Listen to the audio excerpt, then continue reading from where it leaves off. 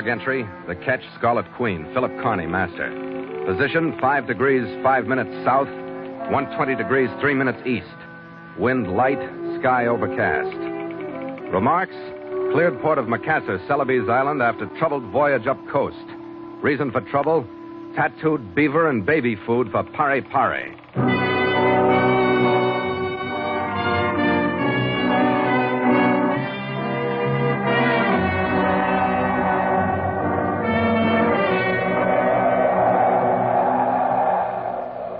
It was under a lowering sky 9 days out of Sandakan that we swung in toward the mountains that are the backdrop for Macassar, our first port below the equator.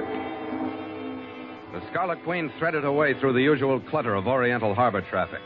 Rusted inter-island steamers in from Surabaya, Batavia, Amboina, Papua, native craft from Celebes ports. It started to rain when we were halfway across the harbor. By the time we'd reached our berth at the Netherlands Asia Company's docks, our decks were awash with it, and it fell with equatorial consistency for 2 days.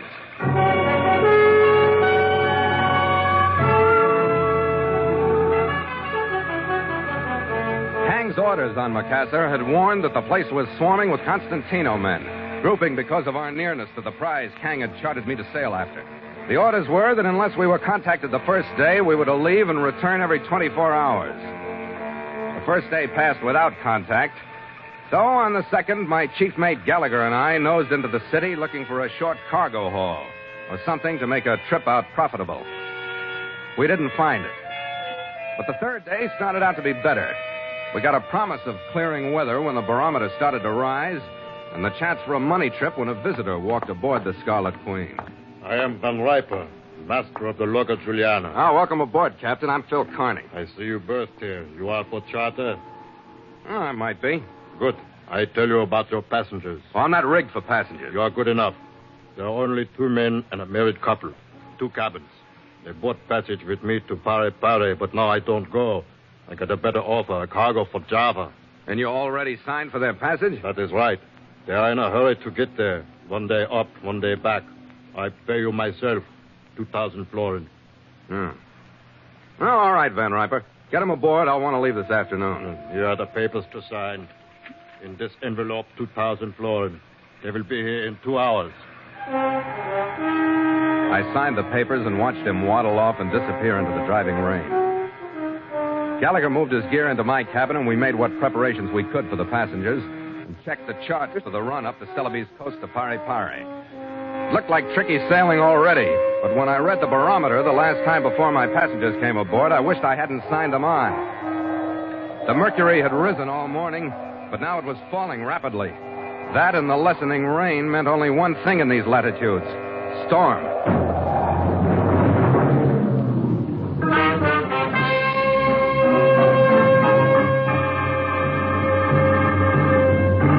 And so Mutual continues The Voyage of the Scarlet Queen, written by Gil Dowd and Bob Tallman, and starring Elliot Lewis.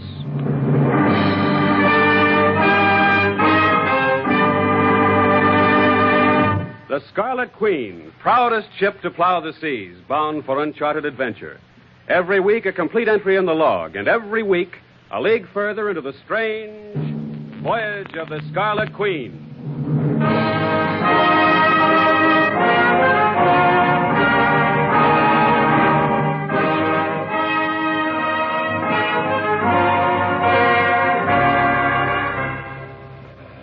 By the time the passengers showed up, even the harbor water was uneasy, stirred by the rolling swells that swept in from Macassar Strait. They came aboard in the following order. First, wearing gaiters, a high clerical collar, flat hat, and a long ecclesiastical rain cape, a hawk-faced man. I am Reverend Beaver, Captain. Harlan Beaver. May I say that your presence in this port was providential? When I think of those poor, gentle savages without a shepherd these many weeks. Yeah, your cabin is the first one to starboard, Reverend. And this companionway here.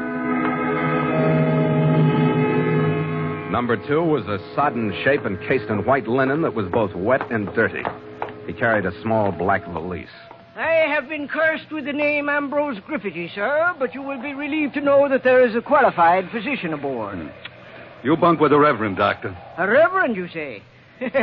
It'll be a mighty tussle should he grapple with Griffity's demon. First cabin on this side. The couple came aboard with the help of 3 crewmen. A man in a wheelchair, bundled in scarves, steamer rugs, and rubber sheeting until you could hardly tell what he looked like, was carried aboard. Followed by his wife, a pale, worried-looking little woman, at least 15 years younger than her husband, but trying her best to disguise the difference in their ages by the lack of makeup and the shapeless clothes she wore. Mr. and Mrs. Alfred Cram, Captain. My husband is an invalid, as you see.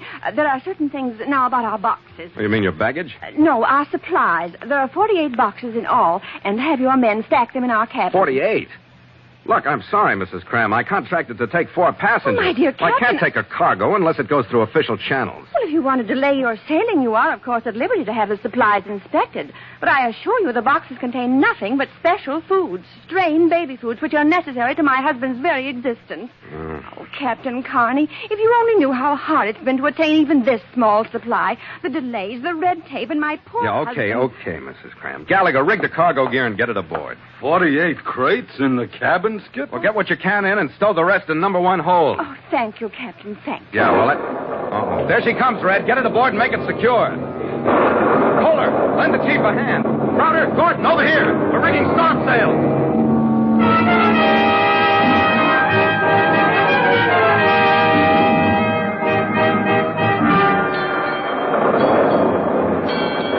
p.m. Ship took on heavy roll on entering Macassar Strait. Sea cresting with heavy cross-swell. Sky lowering with scudding clouds. Wind, moderate southeast gale. Velocity 30 knots. Restricted passengers to quarters. Double-reefed mainsail and mizzen.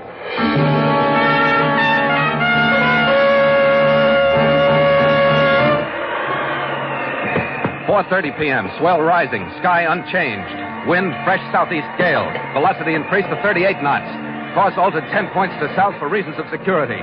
Port main backstay carried away. Mainsail taken in. Sailing under jib and mizzen.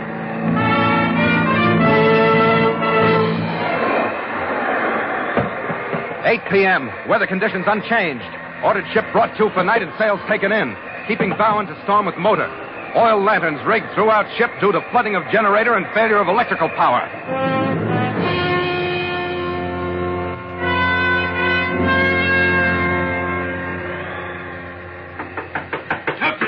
Captain Carney. What's happened to the lights? Generator's been damaged, Reverend. The oil lights will carry us. But your orders were to stay in your cabin until the storm passed over. What are you doing here? I have no need for the protection of the cabin, Captain.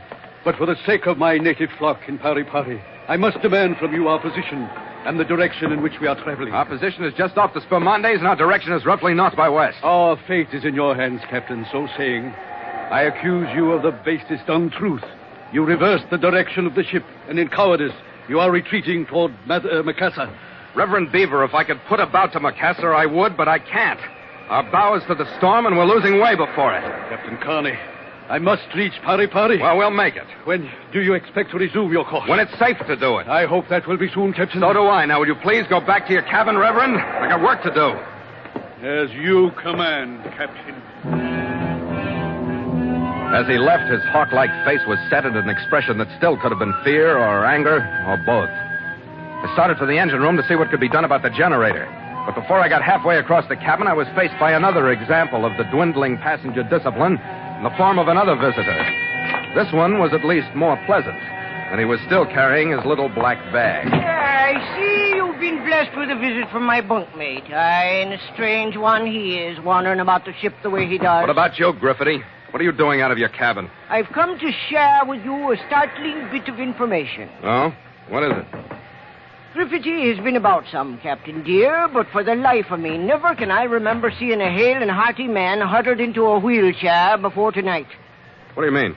Was making my rounds among the passengers, bringing them what help I could in the way of soothing words and medicaments, I quietly opened the door to the cabin of Mr. and Mrs. Alfred Cram. The gentleman was there alone, Captain, busying himself, pacing the floor fore and aft. Now, what do you think of that? Yeah. Closing the door without giving him a sight of me, I left, returning after a proper time and using my knuckles on the door. Come in, he says, and there he was in his wheelchair. Is there any help I can give you, says I. Get out, says he. Nobody prescribes for me but my personal physician. And where might he be, I asked him. Get out, says he, stiffening in anger. So I left him, and there's the story, Captain. Yeah. What do you make of it? Nothing, Doc. It's none of my business. I got trouble enough of my own. I suppose you're right. Yet it strikes me as queer that a man would waste his time in a wheelchair when he can walk about.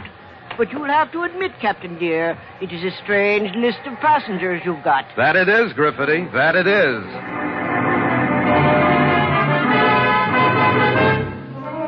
I didn't know how strange they were until I made my second try for the engine room.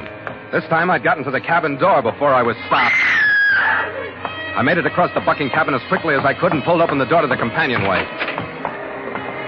In the dim light from the oil lamps, I could see two people standing by the cabin shared by Reverend Beaver and Dr. Griffity. One of them was Vera Cram, and the other, bare to the waist, his upper body covered with intricate tattooing visible even in the faint light, was the Reverend Harlan Beaver. His right arm was raised before he saw me, and his slap sent Vera Cram reeling across the companionway. Then he turned and went into his cabin. Oh, Captain, thank heaven you've come. What's going on, Mr. Cram? My husband, Captain. My husband. I'm afraid he's dead. Griffity materialized out of the gloom someplace. They both followed me into the Cram cabin. Both portholes were open, and a gale whipping through them had blown out the lamp. I started to light it after closing the ports, but Griffity stopped me. We don't need light, Captain. Poor fellow's dead. And perhaps darkness would be more merciful to the poor widow. Take her out, Captain. I'll do all there is to do, which is little more than covering the deceased from the eyes of the living. All right. Okay, Mrs. Cram, you can come into my cabin. Oh, thank you, Captain. You're very kind. It wasn't until she'd moved into the light that I noticed that a change had come over her. She was no longer without makeup, and she no longer dressed in shapeless clothes. She'd stopped trying to look 15 years older than she was, and she was quite becoming, even in widowhood. Sit down over here, Mrs. Cram. You won't feel the roll so much. Oh, thank you. Mm-hmm. Captain, I feel that I must tell you something. Oh, I've got to talk to someone. Oh, what about? About my husband. I don't believe he died of natural causes. You saw Reverend Beaver in the companionway? When he slugged you, yeah. His clerical robes and his kindly attitudes are a disguise, Captain. I think he killed my husband. Why? Out of jealousy. Harlan Beaver and I were quite closely associated a few years ago. Intimately, you might say. Oh? But he got into serious trouble with the Dutch officials, and he was sent to prison. Mm-hmm. I promised to wait for him, but while he was gone, I learned to hate him for what he'd done to me. I married Alfred. Harlan found me and wanted me back. He threatened many times to kill Alfred, and I'm convinced that he finally did. Yeah? What's the idea of that clerical disguise, anyway? Just to cover up his tattoo work? I'm risking my life in telling you this, Captain. Harlan never finished his prison term. He escaped. Oh, yeah. Captain Carney, could I please stay here under your protection? I'm afraid. Well, if it'll make you feel any better, Mrs. Cram, sure. You're welcome to the cabin.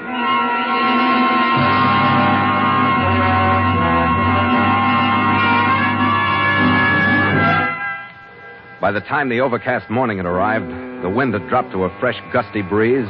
We'd repaired the main backstay, and the Scarlet Queen plunged into the still heavy swells under sail again. We'd made a new course to Pare. We were a half hour out, and I was just being relieved at the wheel when Griffity walked aft to meet me. Could I have a private word with you, Captain? Sure, Griffity. How private? Mrs. Cram's in my cabin. Well, then the one recently vacated by her husband. Okay, come on. It's about Cram being killed instead of dying. I already heard it. Oh, did you now? And from whom, may I ask? His wife? Oh, how about it? It's the truth, Captain. He was poisoned. Did she confess? No. She accused Beaver. The Reverend now.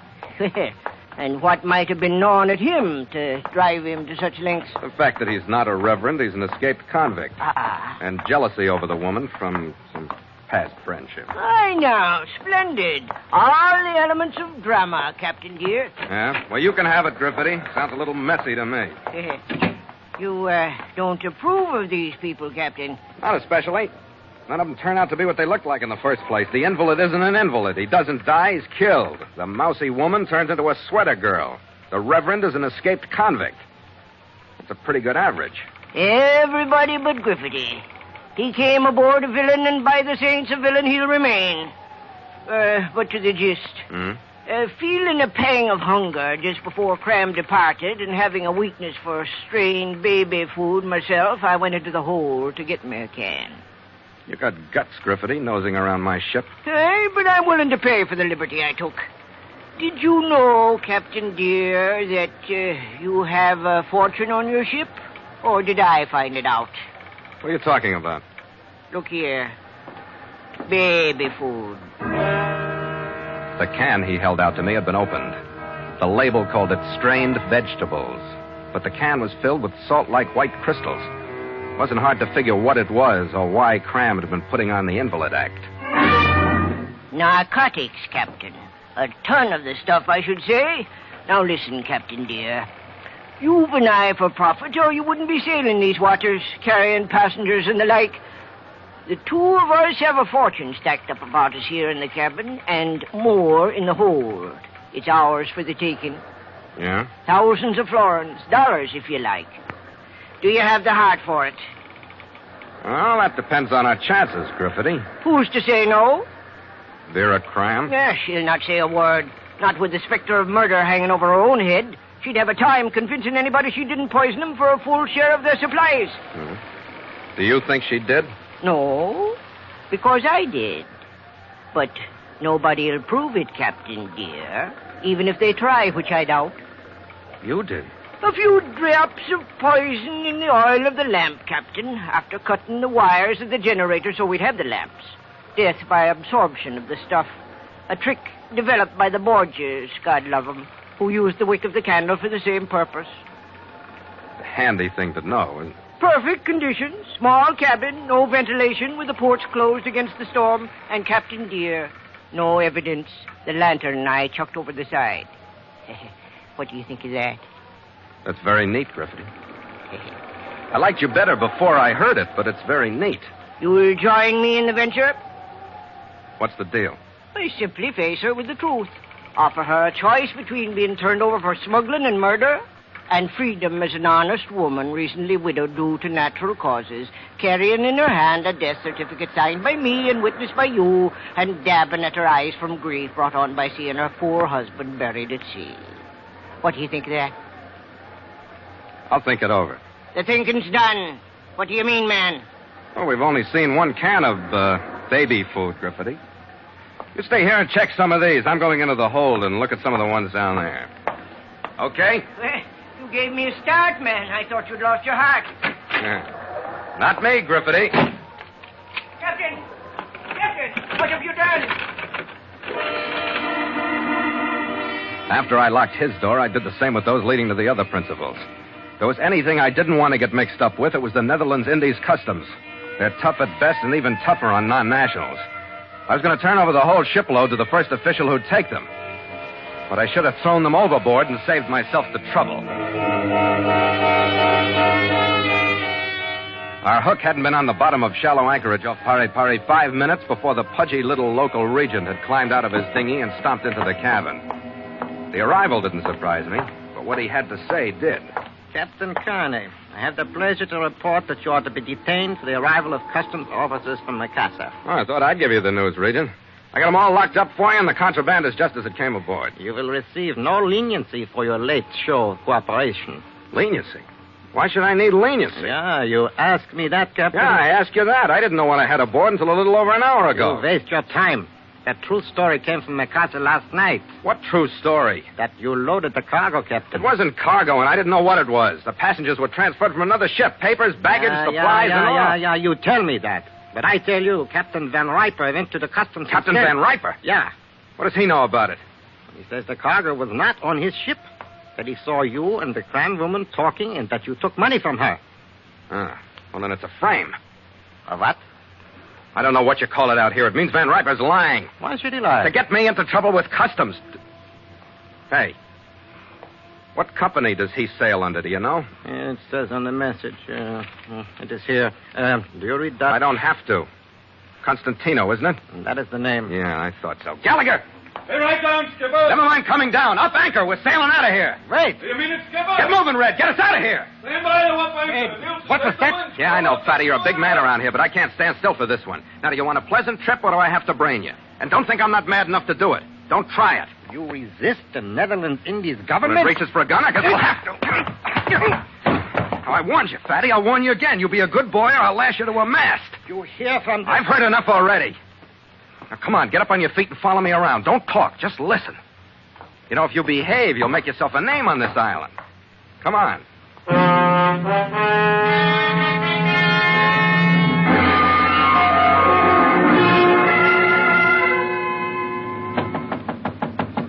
Griffity, you there? Hey, what's brewing? We're heading out to sea again. I got good news for you, Griffity. Yeah, I got a Dutch official who wants to come in with us. Huh? Protection. You don't say now. Aye, what a fortune will do to the official mind. Here he is. Yeah. Yeah. He's worried about one thing. He thinks too many people know the stuff's aboard. Oh. He doesn't quite believe that you and the woman and I are the only ones, and that even I didn't know until an hour or so ago. Aye, that's right. There's not a thing to fear, man, dear. It was a good scheme from the beginning, and it's proven now. Yeah, since you killed Cram. Well, that is a subject without appeal when I'm faced with a uniform. Thanks, Griffity. We'll get together later and map our course.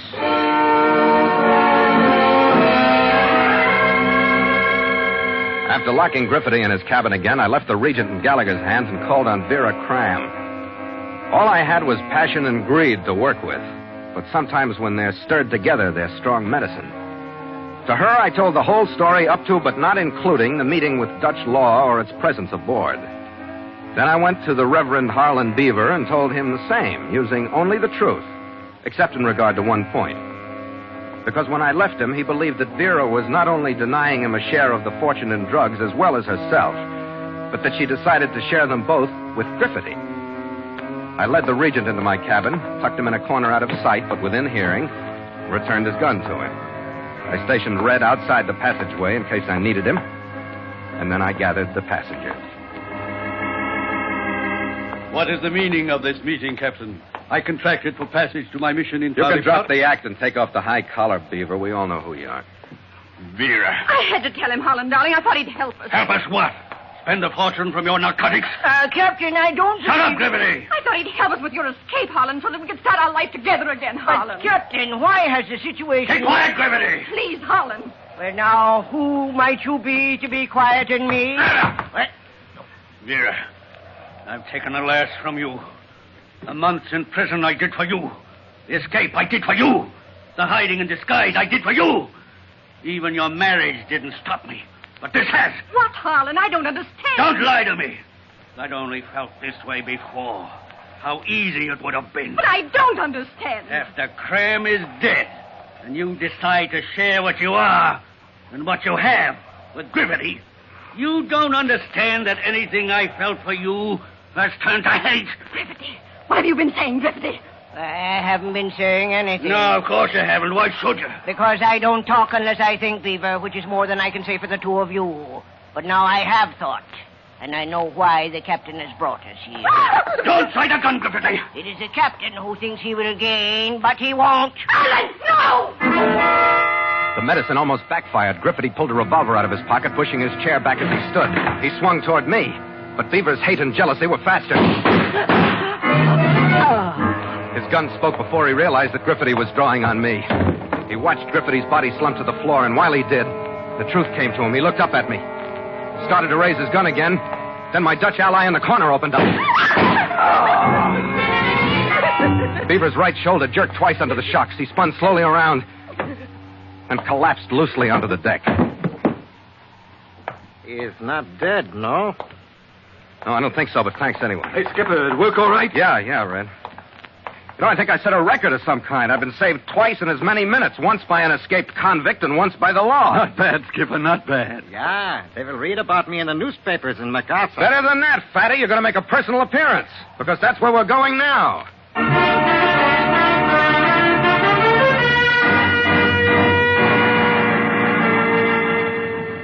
By 9 the following morning, we'd made the return trip to Macassar, left our cargo, including passengers dead and alive, in the fat hands of the Regent, received our sailing orders, and headed out once more into a brightening sky over the strait. We left the harbor under power, but when we threaded through the traffic and found deep, clear water, we settled back on the wind. Stand by to make sail!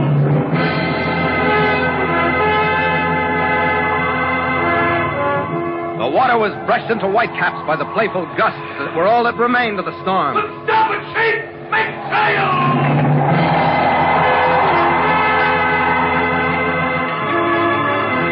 The mainsail drew up to its height. The boom swung heavenly out. The deck beneath me shuddered a little under the first rush of sail power. Is it your chief, man? Smartly now!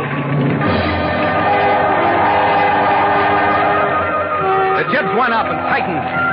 Then the mizzen. When the Scarlet Queen dug in, and the spray at her bow turned creamy with her speed, lifted into the air, blew to starboard like spindrift. A better departure than the last one, Skipper. Yeah, somewhat, mate. We ought to set up a rule. No more passengers. They just mess up the ship. Well, they aren't all bad, Red. Oh, I don't know. Some of my best friends have been passengers. Well, how about smugglers? Well, all right, I'll go along with you there. We accept no more smugglers. Yeah, well, it's a relief to hear that. I know I'll sleep easier. You sound like you don't believe me, Red. Sure, I believe you, but I just don't trust smugglers. Well, that's a good, honest American remark, Red. I'm proud of you. I'm proud of you, too. Drink, Skipper? Yeah, if you're sure it isn't contraband. After you, mate. After you.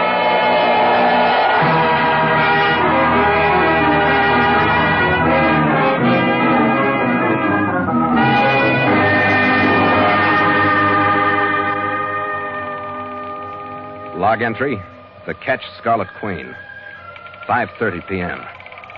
Miles traveled from San Francisco, 16,821.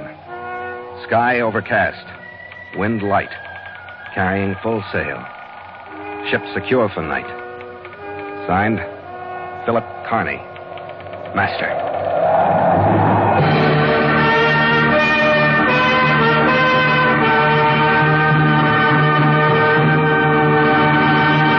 The Voyage of the Scarlet Queen has come to you through the worldwide facilities of the United States Armed Forces Radio and Television Service.